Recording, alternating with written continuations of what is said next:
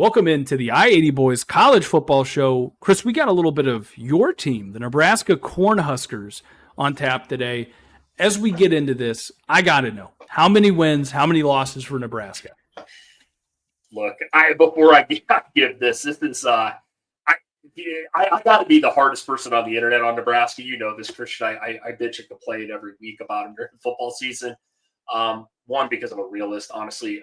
This is the first time, definitely on the show, we've been going for, 3 years now, that I'm actually giving a decent record prediction as far as, high, right? I think they're going 9-3 this year. I can't believe that's coming out my mouth. I might be on drugs. I might need to be drug tested. I'll give you the losses, Christian. I got a loss to Michigan, which hurts. I know that's at home too. I really pondered over that one, but I got the loss to Michigan at Penn State. We're not beating Penn State this year, and this one just pains me. But I'm one of these. I got to see it, man. You guys know this. I took Nebraska last year. They shit the bed. Iowa. I got us losing to Iowa at the end of the year again. It pains me to say that, Christian. I want to know your thoughts. Give me a realistic prediction here, please. I don't know how we keep doing it, but we're back on track. 9-3 as well. I have losses to USC, Penn State. And look, I still think there's remnants of what this team's been the last few years still there. I think a random upset to like a Minnesota or Iowa, very, very possible. But the rest of the schedule, pretty easy, pretty cake, I would say. Yes. It's just really a blessing from that, Chris. Coming off a 7-6 year last year, good foundational second season for Matt Rule. Yeah, Minnesota and Iowa, they should not lose to them from a talent standpoint. But for whatever reason, traveling on the road, I think I'm pretty sure.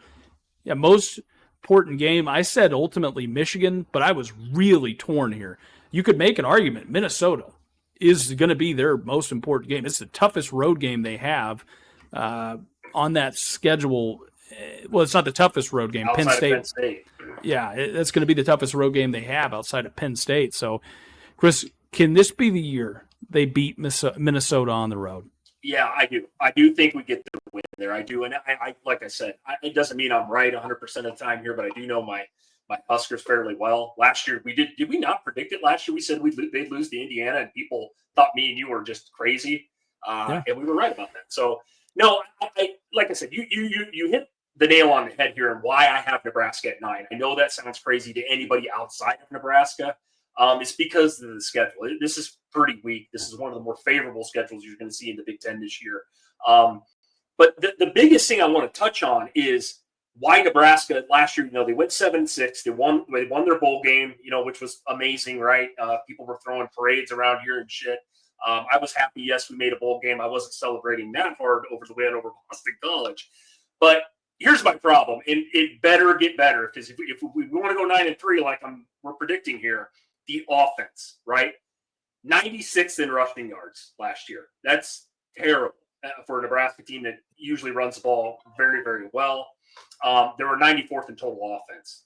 Raiola, yes, we talked about him quite a bit. He's got to be better, right? He had some really nice games, and like a true freshman, it's like a roller coaster, right? He had some bad games last year. Indiana he played a terrible game against Indiana. Indiana was a good football team, though, and hats off to them. But 13 touchdowns with 11 interceptions last year. I think he had a 67% completion percentage, which isn't terrible. But I'm looking for him really to improve, Christian.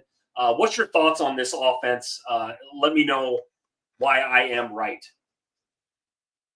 Well, I think offensively, they're going to be fine. I think they'll, like you said, get back to running the ball. I've got Emmett Johnson circled as one of the top returners outside of Dylan Raiola in this offense. Emmett Johnson had a great year 2 years ago, but the backfield was just so crowded last year. Nobody seemed to really be the guy. And they also, I think, wanted to get Dylan Raiola just some experience and push the ball down the field, because they really haven't been able to do that from a passing standpoint in a while. Now, historically, Nebraska, not the university you go to throw the ball 80 times a game. It's been the school, if you can run and slow and control pace and play good defense, that's where you go. And then you get in those games where you have better athletes and you're better coached and you put up 60 points anyways. It all works out. But I think offensively they added some key positions here, especially on the offensive line. You have some guys that have been in this program for like 12 years and probably have doctorates that are coming back on that offensive line, like Corcoran and Prohaska and whatever, that are still coming back. But Elijah Pritchett, very talented Alabama transferred, played consistently over the last 2 years. Rocco Spindler helped anchor a Notre Dame offensive line and led them to a national championship appearance. Dane Key, I don't know what it is about Nebraska and Kentucky. They trade players left and right. Dante Dowdell went to Kentucky. Kentucky sends, just forever. Wandale Robinson. You name it, Nebraska and Kentucky seem like they're just sitting here trading players like it's the NFL. Dane Key, though, Kentucky speedster, put up over 700 yards and 2 touchdowns last year. Great talent, but was held back by Kentucky's offense. Didn't have a quarterback to really be able to throw him the ball consistently. So offensively, that's what I think you've got. I do think you said Raiola had an up and down year last year, but he can be special. I mean, it's hard to have a great year when you can't really run the football the way you want to, and also just so many times you're asked to go out and throw the ball game after game. It looked like started off strong, kind of regressed as the season went on. I think he'll do the same thing this year, but not maybe regress as hard. I think he'll be very solid. I think he'll be pretty good. I want to talk, Chris, about defense, something I noticed you sort of skipped right over in this whole thing here. But don't worry, I didn't. I didn't forget. I did my research. I just want to talk about some key losses. I mean, you guys didn't lose that many guys this year off of last year's defense. You know, Jamari Butler, Makai Bayor, John Bullock, MJ Sherman, Ty Robinson, Nash Hutchmacher, Isaac Gifford, Tony White, the defensive coordinator, just to name a few. So defensively, lost a shit ton Nebraska did. How are they going to be able to replace that? That's the big question that I have in all of this. I do think the offense will take massive strides forward, but what is John Butler, the defensive coordinator, who I did put as part of the returning players because he was the secondary coach for you guys last year, what is he going to be this year with Tony White down at Florida State gone? Yeah, no, and it's a big question, right? That's the big unknown, right? Nebraska the past couple of years under Tony White, who's obviously at Florida State now, and took a few of his other coaches with him. Yeah, Nebraska's been in the top 20 defensively in almost every category the past couple of seasons. So we've really hung our hat on there. That's the reason why we won as many games as we did last year. You mentioned it earlier. We shut out the Colorado team essentially. I think that was week 2. Who obviously could put up points. No, I know we brought in some players. I know we got some pieces. I don't expect Nebraska to finish in the top 15, or I think they finished 19th in scoring defense last year, 18th in total defense. But I still expect them to be really good and hang your hat. You got to have a great defense to play in this league if you want to do anything. But I'm with you. I think the loss of Ty Robinson kills me the most. That guy was underrated in my opinion. I think the Eagles, who I think drafted him in the NFL draft, of course, he's got himself a good home and he's going to be a really good player in the NFL. That guy was a monster. Commanded a double team every time in nose guard. He came back another year to play for Nebraska and get us to a bowl game, which he accomplished. He was our leader. And that's going to be a big loss. But like I said, I'm with you on that. That is a big unknown. That's the biggest unknown this year. I'm with you on the offense, as you mentioned. They're going to be very good. They are not very good, but they should be a lot better than they were last year. I think they averaged 21.5 points per game. It's got to be better this season than it should be. But yeah, overall, no, I like Nebraska this year. You touched on it a little bit, Christian, was the schedule being very favorable. I think that works in our favor quite a bit this year. But in a perfect world, I want to talk about this because I know I said Penn State's a loss. Nebraska last year, if anybody remembers the Ohio State game, that was the best game we played all year, and we lost that game. We were ahead in that game. A majority of the game we held. I think we were ahead with about 5 minutes left in the fourth quarter. And we played a great game on the road at the shoe, right?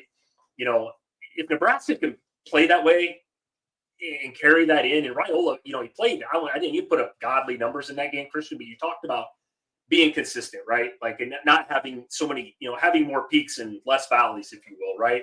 I think that's the big key this year offensively with Nebraska. And you mentioned the receivers, Dane Key. They got Isaiah Hunter from Cal, the other big-time wide receiver that they signed.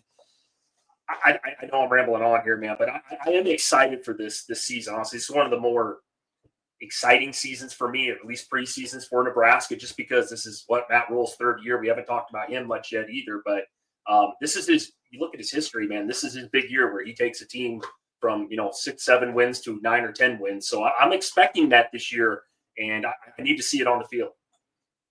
Yeah, I agree. Just some final thoughts, and probably the best player they brought in was defensive end Williams Nanwari. I probably mispronounced it. Kid, from Missouri. Yes, so very talented kid, played very sparingly at Mizzou last year just because I think they were trying to redshirt him or whatever have you. But extremely talented pass rusher, probably going to be one of your best pass rushers coming into this year.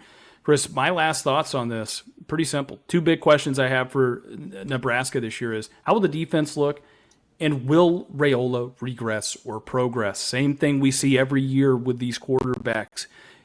A lot of people are thinking, well, he's going to build on what he did last year. Is he? Does he come out? Does he put the work in the offseason? I think he's a good kid with a good head on his shoulders. I think he wants to, he's bought in as a homegrown kid with his dad played here and his uncle being the offensive line coach. But is he going to take those steps forward and lead this Nebraska team to where they want to go? Big questions there. Lastly, what does a successful season look like? If you're a Nebraska fan listening to this and you've got to this part of the video and you said, these guys are stupid, they don't know what they're talking about, we're going 12-0 or 11-1 or 10-win, whatever. What does a successful season look like? If God forbid they implode and they go like 6 or 7 or 7-6, how are Husker fans going to react? 10 wins for a lot of people in this state seems almost like a foregone conclusion at this point. My question is, are you going to bring the same energy you have right now if, God forbid, Nebraska regresses or stays the same?